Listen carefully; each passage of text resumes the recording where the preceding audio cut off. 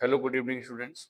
कैसे हैं आप सभी? उम्मीद करता हूं कि आप स्वस्थ होंगे, ठीक होंगे।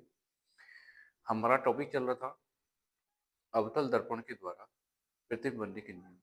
हमने कुछ कंडीशन इसमें पढ़ ली थी और बाकी मैंने कुछ कंडीशन रिवाइज करने के लिए दोबारा से लिख दी है। ठीक है, राइट। तो एक बार हम अपनी पुरानी कंडीशनों को रिवाइज कर लेते हैं कि हमने कौन कौन सी कंडीशन पढ़ ली थी और कौन कौन सी कंडीशन बाकी बच गई। मैंने 6 की 6 कंडीशन पूरी यहाँ लिख दी है। एक बार अब उन चीजों को डिफाइन कर लेते हैं, राइट। सबसे पहले पढ़ा था वस्तु कहां पर हो, इनफाइनाइट पर हो। वस्तु कहां पर रखी हो? यदि वस्तु इनफाइनाइट पर रखी हुई है तो प्रकाश की किरण जाएंगी दर्पण पर, यानी फोकस होकर आएंगी, मुख्य अक्ष के समांतर नहीं चलेंगी, फोकस होकर आएंगी, राइट।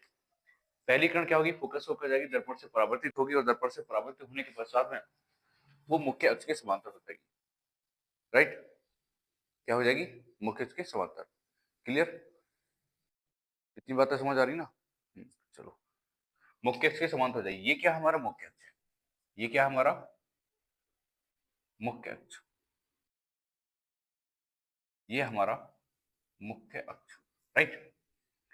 वक्र केंद्र सी है, फोकस है, ध्रुव है, दर्पण का ध्रुव। क्लियर?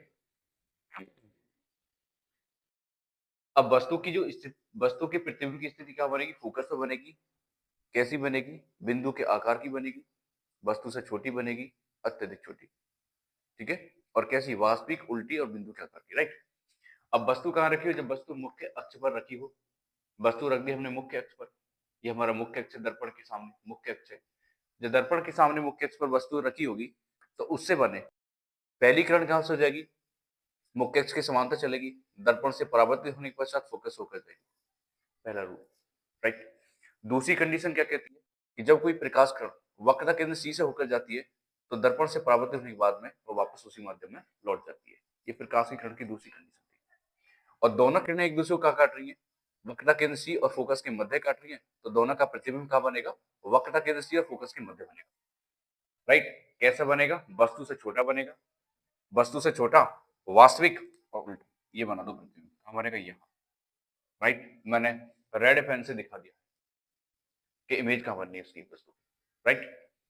चलो, तो स्थिति भी मैं लिख दे रहा हूं कैसी बनी है। वस्तु से छोटा, उल्टा व वास्तविक।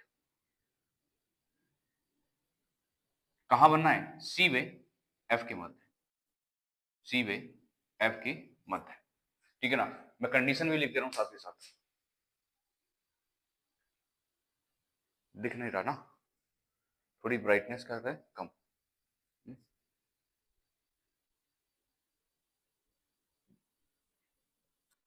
अब दिख रहा होगा।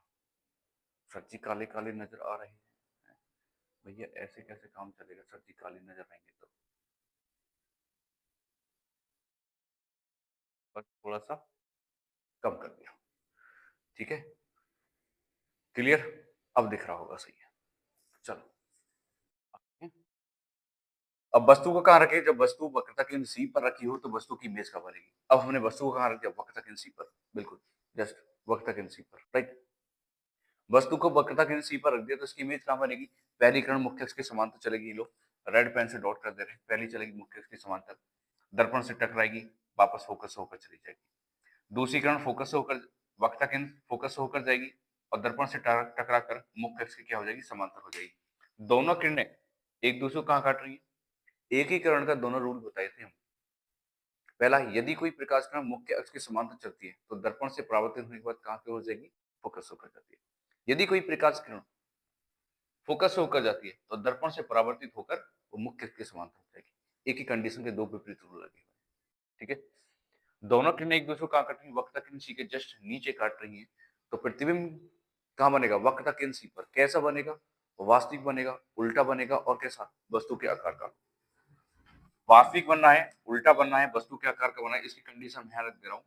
वास्तविक वस्तु के बराबर, वस्तु के बराबर,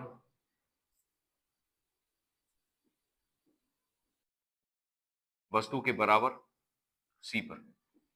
वास्तविक वस्तु के बराबर सी पर, वास्तविक व उल्टा, वस्तु के बराबर सी पर, राइट। अब क्लियर, बात आगे समझ में। चलो नेक्स्ट, अब वस्तु को कहां रख दिया हमने, सी व एफ के मध्य। वस्तु सी व एफ के मध्य, यानी वक्रता केंद्र सी और फोकस के मध्य को वस्तु को हमने रख दिया। पहली किरण मुख्य अक्ष के समांतर चलेगी, दर्पण से टकराएगी, टकराने के बाद वो फोकस होकर जाएगी। दूसरे नियम क्या कहता है कि वक्रता केंद्र सी से होने जाने के कारण वापस उसी मध्य में लौट जाती है।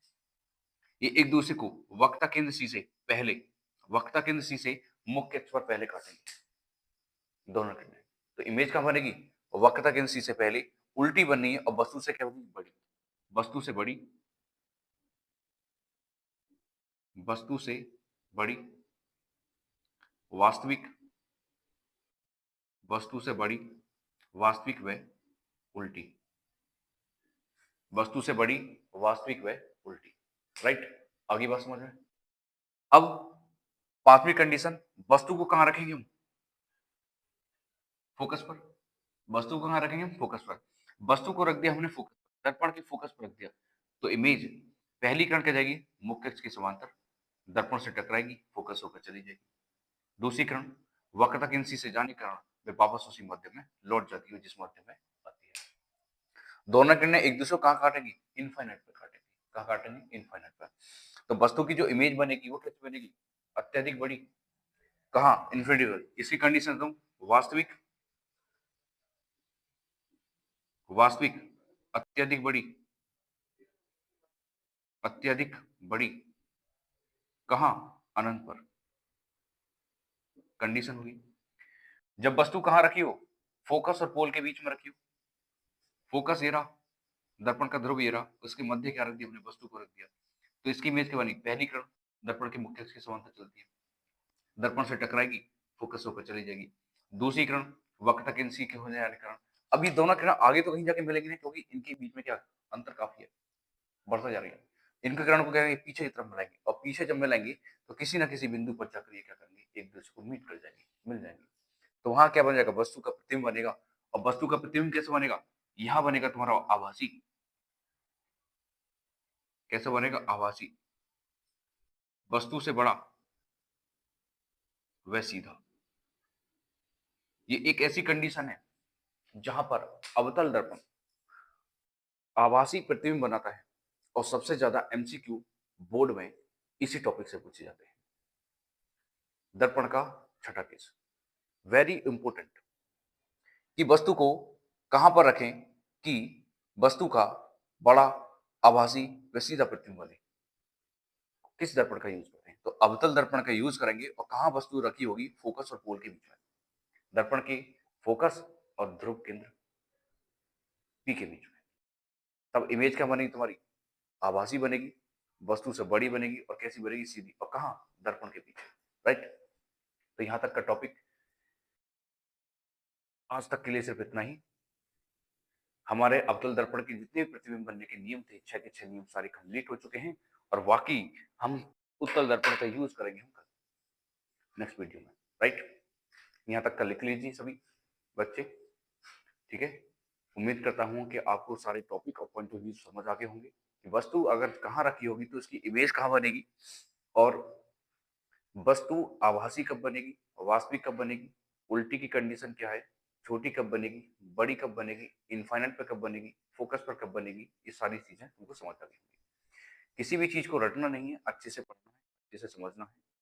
आई होप, आशा करता हूँ कि तुमको वीडियो अच्छी लगी होगी, सारे कंटेंट अच्छे मिले होंगे, और तुमको ये टॉपिक समझ आ भी गया होगा।